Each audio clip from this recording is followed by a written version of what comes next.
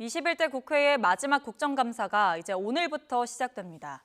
정부의 국정 운영과 제1야당 대표의 사법 리스크를 둘러싼 여야 대치가 가파르고 또 내년 총선까지 맞물려 있는 만큼 어느 때보다 치열한 주도권 다툼이 예상되고 있습니다. 보도에 나희행 기자입니다. 윤석열 정부 출범 뒤 두 번째인 올해 국정감사는 다음 달 8일까지 총 24일 동안 진행됩니다. 당장 첫날부터 국무조정실을 비롯해 국방부와 외교부, 국토교통부 같은 정부 부처들이 줄줄이 소관 상임위에 감사를 받습니다. 야당은 정권 교체 이후 5달이 안 돼 열렸던 지난해 국정감사와는 다를 거라며 국민 앞에 정부의 실정을 낱낱이 드러내겠다고 벼르고 있습니다. 이제 전 정권 탓을 할 때는 지났다는 겁니다. 경제가 정말 어렵습니다. 민생은 파탄지경입니다.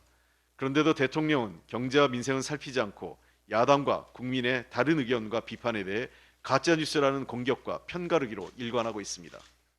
신원식 신임 국방장관이 출석할 국방위 국감에선 홍범도 장군 흉상 이전 문제와 해병대원 순직 사건 수사 외압 의혹이, 국토위에선 양평고속도로 특혜 의혹이 도마 위에 오를 것으로 보입니다. 일본 원전 오염수 문제는 외교통일위원회뿐 아니라 상임위 곳곳에서 국감 기간 내내 다뤄질 가능성이 큽니다. 무능한 윤석열 정부에 대해서 송곳 같은 국정감사로 임하겠습니다. 윤석열 정부가 포기한 국민 안정과 모두의 바다, 우리 더불어민주당이 꼭 지켜내겠습니다. 야당의 공세를 막아내야 하는 국민의힘은 집권 여당으로서 21대 국회 마지막 국정감사를 민생, 책임, 희망 국감으로 이끌겠다고 강조했습니다.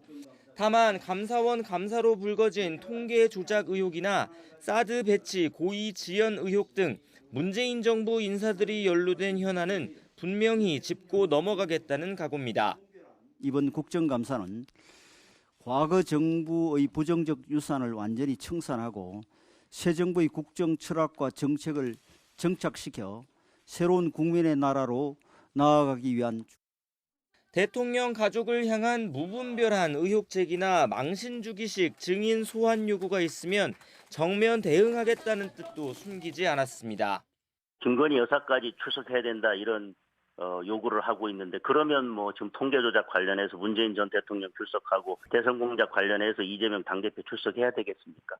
이재명 민주당 대표를 향한 검찰 수사는 지난해에 이어 올해 국감장에서도 뜨거운 화두입니다. 대법원장 공백 사태에 책임 공방이 오갈 법제사법위원회의 사정기관 감사에서 강한 충돌이 예상됩니다. 김만배 씨 허위 인터뷰 의혹은 윤석열 정부의 언론 장악 논란과 맞물려 방송통신위원회 국감 등에서 쟁점이 될 것으로 보입니다. 다음 달 7일 예정된 대통령실 국정감사는 이 모든 현안이 총망라된 여야 간 최대 격전지가 될 전망입니다. YTN9입니다.